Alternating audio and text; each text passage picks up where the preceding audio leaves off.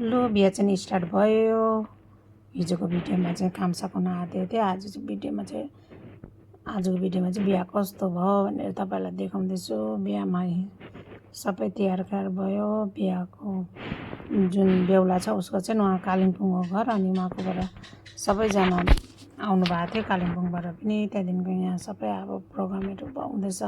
कोले के दिने भन्दा यहाँ चाहिँ बेहुला र बेहुली हो, उनीहरूकै हो टिकाटारा दिएको बेहुला बेहुली। अनि यता चाहिँ बुफे अब खानापिनाको तयारी हो, खानापिनाहरू तयारी हुँदैछ। अनि अस्ति चाहिँ साडी कुन चाहिँ किन्यो भनेको चाहिँ यो किने, यो दिदीले चाहिँ यो लगाएको साडी किनेको है। अनि म चाहिँ यहाँ बसिरहेको छु।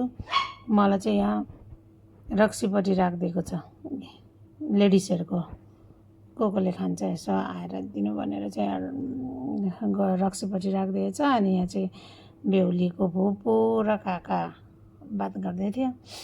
अनि उनीहरू चाहिँ के बातहरू गरिरहेको थियो। अनि यहाँ चाहिँ दिदीलाई चाहिँ लु न लु म भिडियो बनाइदिन्छु, तपाईँ बस्नु नि म फोटोहरू खिचिदिन्छु भन्दै थियो।